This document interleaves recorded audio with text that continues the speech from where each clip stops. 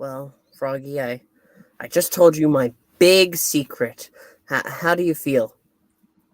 Hey. No, not that secret. No.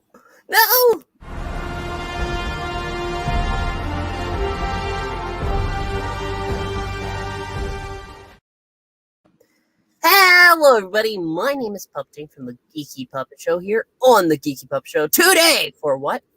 For Superman and Lois. That's right. It's back. Episode 12, and there's like 3 more left. Oh, we're getting close to the season finale, and it's kind of spooky. But I do enjoy this show, as you know, and I'm so glad that it's back. I actually forgot what it's like to have a good DC CW show. Really? Yeah. You forgot? I forgot. Oh, okay.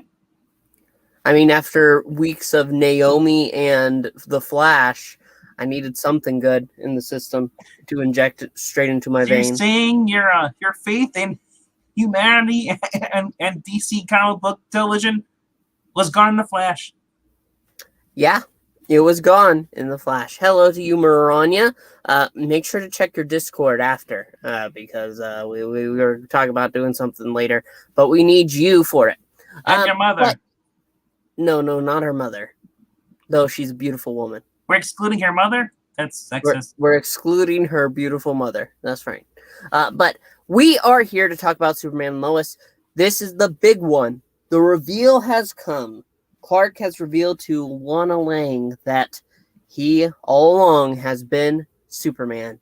And they talk for a few minutes about how, well, it's always impacted his life, and now she can see it clearly, but she needs time to process this, and so she runs away. Not really. She doesn't need time to process. She needs time to focus who to blame, because she can't blame Clark because he's so righteous. So she'll blame Lois. Because that's what women do. They tear other women down. They blame them. Lois says that. Yep.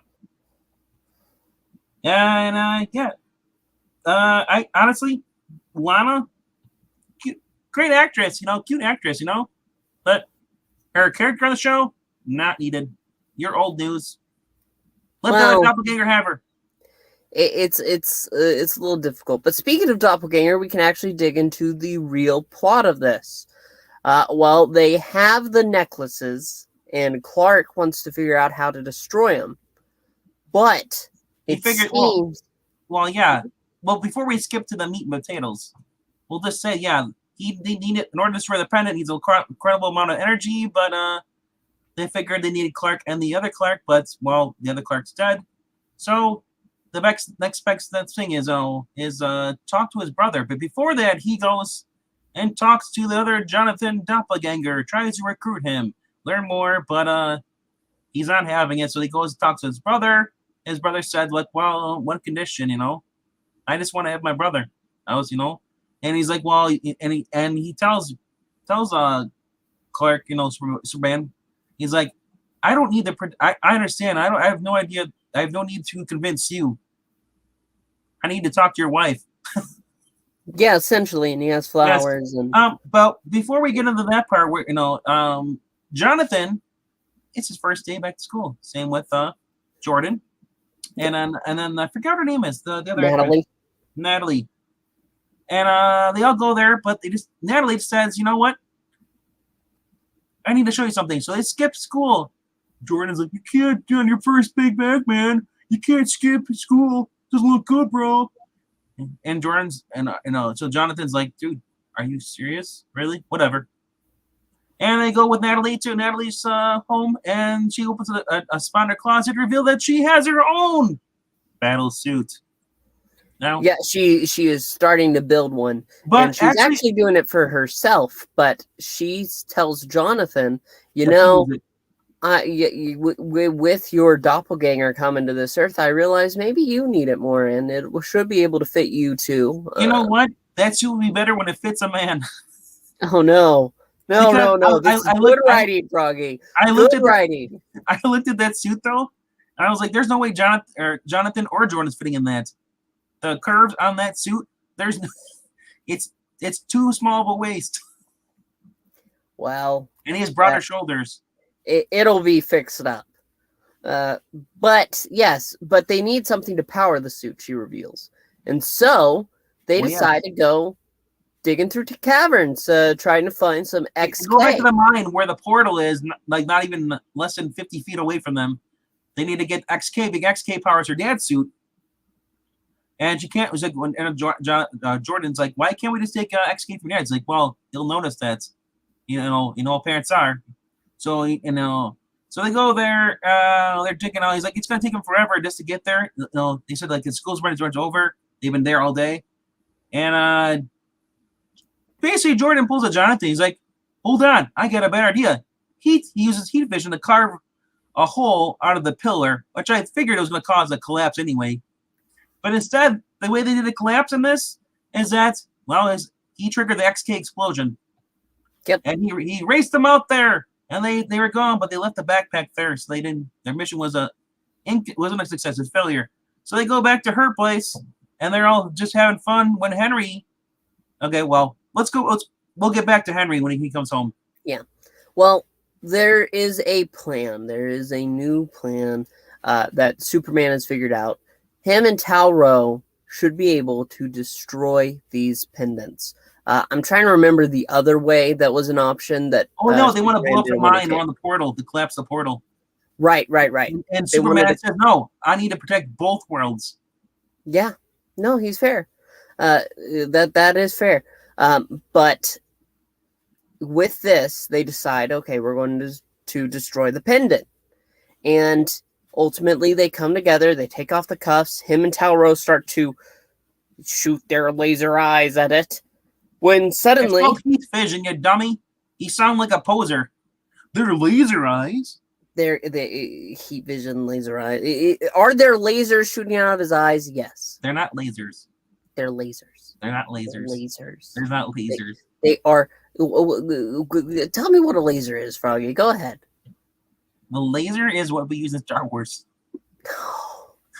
Sure, Froggy. Sure. And you can't see a laser.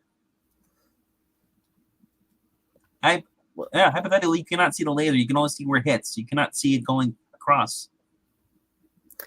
Well, you know what? This is a superhero. So this is science with the science frog. Yeah, I don't think anybody wants you to be their science teacher. I'm a science bro. What are you going to teach now? Phonics? No, I'm going to teach you how to blow things up, starting with your friends. God. But they start to use their heat vision. Is that better? They start to use their heat vision. Yes. To destroy the pendant. That's when Allie Alston comes in, takes the pendant, and blows Tal-Rho away. And zooms off. Yeah. But that's when John Henry Irons gets his suits on, and he's going to fly to catch up to her. And actually, Superman is able to catch up to her, but she seems to be able to siphon the powers of Kryptonians now because she has merged with her other self. So, John Henry Irons, we get to see, just come in, and he throws his hammer, and she wasn't expecting him, and so she goes, ah! Apparently, and this proves my theory. She may have powers, but she doesn't have super hearing. Yeah. She's basically a flying parasite, if you think about it, because she was starting to siphon the power, or basically the life, out of Tal-Rho when she flew up. Yeah, and Henry, and she's going to do the same thing to Clark, stealing his power. And this isn't the first time. The first with the pendant, she starts stealing some of his power, but like Clark says later on, when he talks to Lois, he says, "This is 10 times worse." While she's distracted, they go back and they basically say, "Hey, brother, let's destroy this." "Okay, brother." They destroy the pendant with their heat vision, causing a magic explosive inside of a volcano. Allie takes the 4 fragments and flies out of there. She goes back to her homeworld. And she talks to the Tal-Rho, who's in basically the cell, and he says her, he's like, "I want to talk to my wife Lana." He's like, "Oh, you're never gonna talk to him again." And he says, "My brother was right. You're a psychopath." you're not gonna save the world. You're here to do more. And and she basically said, he's like, when I saw you when you first emerged was fear because you don't know how to save the world. You're afraid. And then she sucks the life out of him, and that's what we get to see on the cover, the zombie version. Basically, because she stole. She's basically like the Black Queen, if you think about it. She just sucked the life right out of him, not in a good way. Yep. And yes. the other Talro is still alive. After they destroyed the pendant, he basically ran away. General Frog Mortis, that science frog. Yes, that's me. The science frog. Ribbit.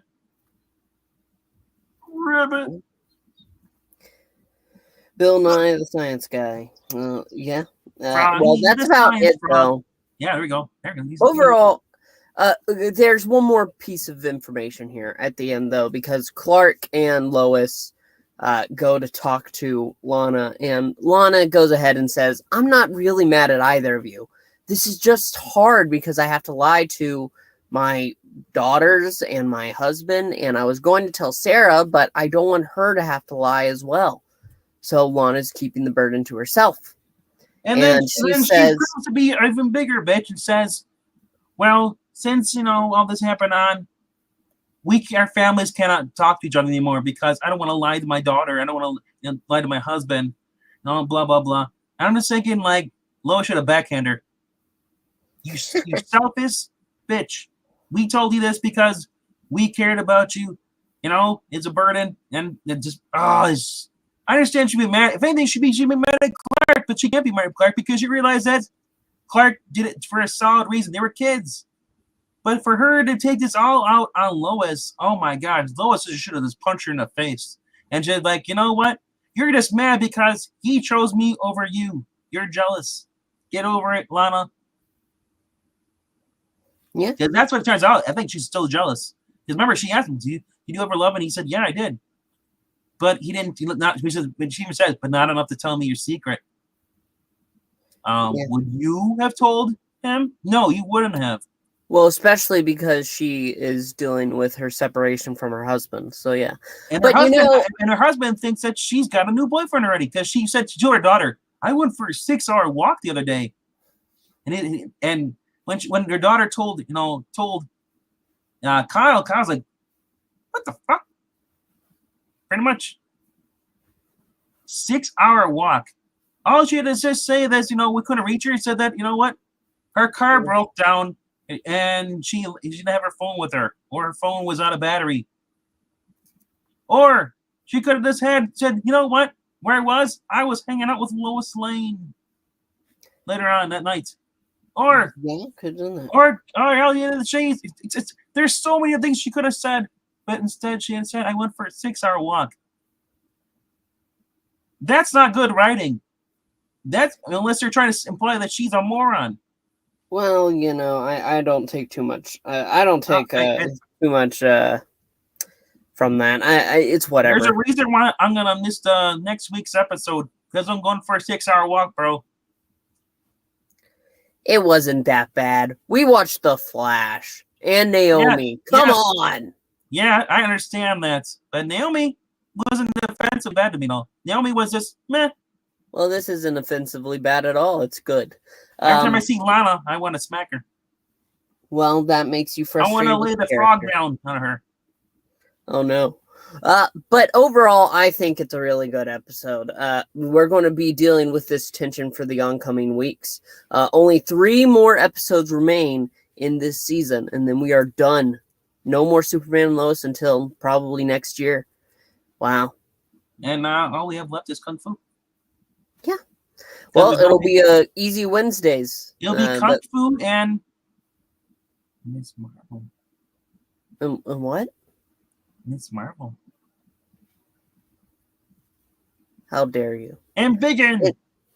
Anyway, we want to thank you for watching our review. You obviously know what we like and dislike by now. Let's hear your thoughts. Comment them below. Also, make sure to like and subscribe. Check out the Ko-Fi if you can. Helps out the channel a lot. And that's about it. So for Froggy and myself, thank you so much for watching, and we'll see you next time. Bye! Hey.